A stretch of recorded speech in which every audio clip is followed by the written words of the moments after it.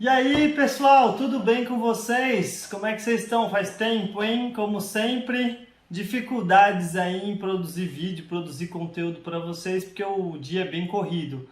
Mas vamos lá, o assunto é muito legal, adoro esse assunto, que é sobre incontinência urinária de esforço, tá, gente? Hoje eu vou falar especificamente sobre incontinência urinária de esforço. Eu já falei num outro vídeo, inclusive, em mais detalhes sobre todos os tipos de incontinência urinária que existem. Só que hoje eu vou falar da mais comum, da mais de longe, é que eu mais atendo aqui no consultório, que é a incontinência urinária de esforço, tá, gente? Então fiquem aí até o final do vídeo, que eu vou dar umas dicas bem legais aí de como tratar isso daí, tá bom? Então, se você não é inscrito, se inscreva aí no canal, tá? Compartilhe esse vídeo, porque com certeza você tem alguém na família que perde xixi, tá? É que nem dor nas costas, gente. Em algum momento você vai ter uma dor nas costas. E para quem é mulher, principalmente, eu diria quase 90% das mulheres, elas vão ter um episódio de perda de xixi em algum momento da vida, tá? Então é super importante que vocês compartilhem esse vídeo. E o que é incontinência? O que é a definição de incontinência urinária? Não fui eu que defini, obviamente. Existe uma sociedade, a International Continence Society, que define a incontinência urinária como qualquer perda involuntária de urina. O que significa isso? Significa, gente, se você perdeu uma gotinha de xixi, já é considerado uma perda de urina, ok? Tá? Então, não adianta vir com a desculpa de que foi só um pouquinho ou é só de vez em quando. Não, eu deixo passar uma ou duas vezes ao longo da vida você perder xixi. Então, por exemplo, já aconteceu comigo, inclusive, já deve ter acontecido com alguém aí. Sabe quando a gente vai soltar um pum assim, parece que aquele pum não sai, e aí acaba, você faz tanta força, que acaba saindo um pouquinho de xixi? Se for nessa situação, beleza, tudo bem, foi uma exceção. Mas se toda vez que você vai andar, tosse, pula, espirra, pega um peso e vaza xixi, poxa, você está com um problema e provavelmente você tem uma incontinência urinária de esforço. Como eu já falei no outro vídeo, eu não vou me estender, mas existem 4 tipos de incontinência urinária. A incontinência de esforço, a de urgência, a mista, de transbordamento ou paradoxal, ok? Então eu vou falar sobre a de esforço porque 80% de todas as incontinências urinárias são por esforço, tá? Então, como o próprio nome diz, quando você faz algum esforço, você perde xixi, tá? Então, por exemplo, se eu tivesse uma incontinência urinária de esforço, mas como eu tô aqui falando com vocês sentadinho, mesmo que eu tivesse com vontade de fazer xixi agora, eu não perderia xixi. Por quê? Porque eu não tô fazendo esforço. No máximo falar é um esforço muito baixo, tá? Então eu precisaria fazer um esforço muito grande, tá? Então, porém, em alguns casos, né, leve mesmo, só o fato da pessoa mencionar aqui levantar da cadeira, a pessoa já perde xixi. Por quê? Como é que funciona o mecanismo da incontinência urinária? A incontinência urinária por esforço, como eu acabei de falar, ela só acontece por esforço, né, quando você faz alguma atividade, porque o músculo que deveria segurar esse xixi falhou, ok? Então, para quem já me acompanha, para quem já viu os meus vídeos, sabe que eu falo muito sobre assoalho pélvico. Inclusive, no meu segundo vídeo, eu dou uma aula lá sobre a anatomia do assoalho pélvico. Se você não viu, dá uma olhadinha lá, que é mega importante aí para quem está me acompanhando no canal. Então, o assoalho pélvico, ele tem um papel fundamental, que é de quê? Só para lembrar, gente, quem nunca viu, isso aqui é minha pichoca. Prazer, pichoca, ok? O assoalho pélvico, ele é fundamental para fazer o papel de esfíncter, de fechamento, ok? Então, é a responsabilidade do assoalho pélvico, a responsabilidade o quê? De fechar uretra, vagina e ânus, no caso das mulheres aqui, que a pichoca é feminina, ou então uretra e ânus no caso dos homens, tá? Então, a principal função do assoalho pélvico, uma das, né, outra é de sustentação, é de fechamento, é de função de fechamento, de esfíncter. Então, quando a gente perde xixi ao esforço, já significa que essa musculatura aqui não está funcionando adequadamente.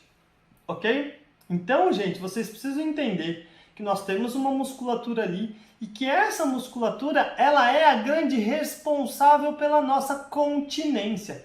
Quando a gente chama de incontinência, é porque a gente já está perdendo xixi. Então, quem faz esse papel? Assoalho pélvico. Então, se você perde xixi ao tossir, espirrar, pular, pegar um peso, às vezes até dar uma gargalhada, você já está com um problema.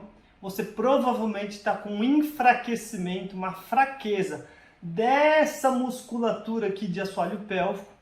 E aí a gente precisa fazer alguma coisa, né, gente? A gente precisa fazer alguma coisa. Mas como que é um mecanismo, só para vocês entenderem, que eu sou meio chato, eu gosto que as pessoas entendam isso.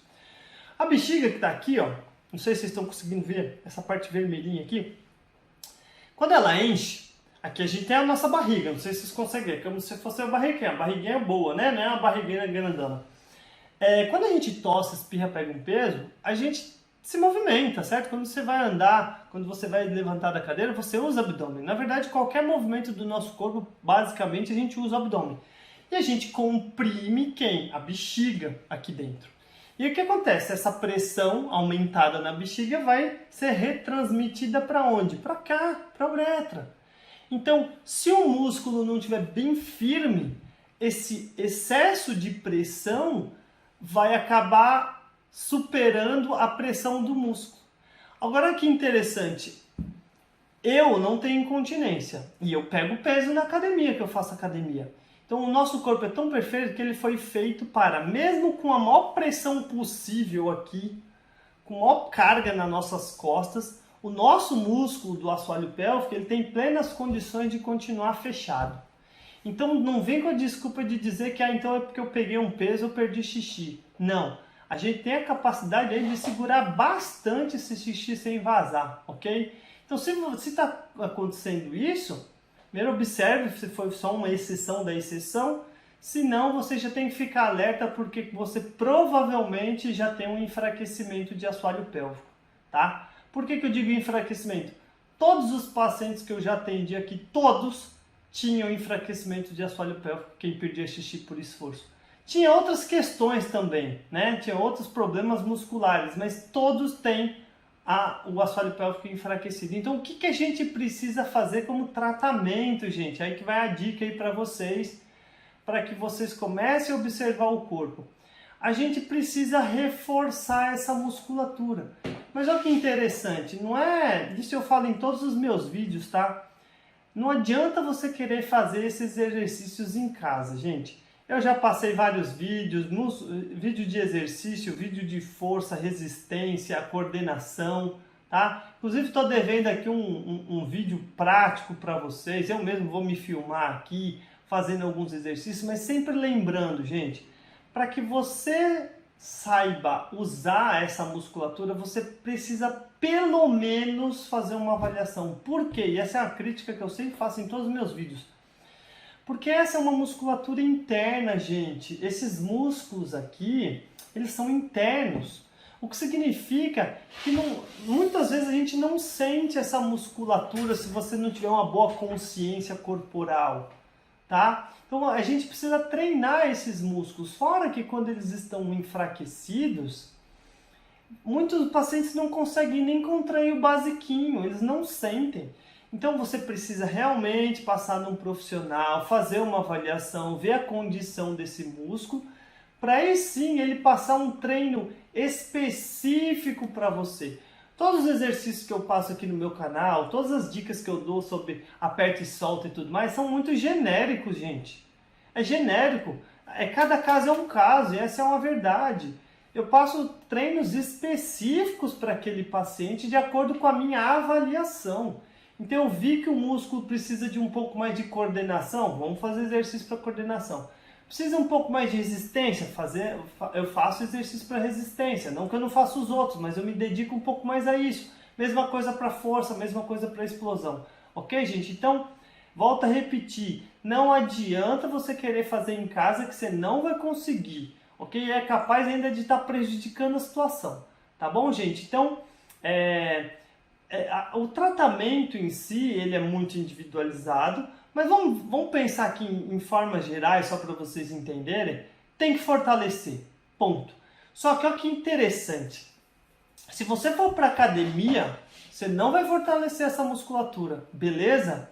Não vai, inclusive vai piorar. Lembra que eu te falei, acabei de falar sobre a pressão na barriga? E eu acabei de falar que qualquer movimento que a gente faz uma pressão com a barriga, essa pressão é retransmitida para a bexiga e para a uretra.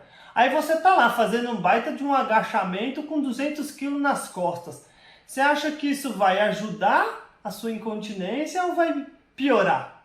Cara, vai piorar muito, muito. Eu não estou querendo dizer que a academia é uma contraindicação.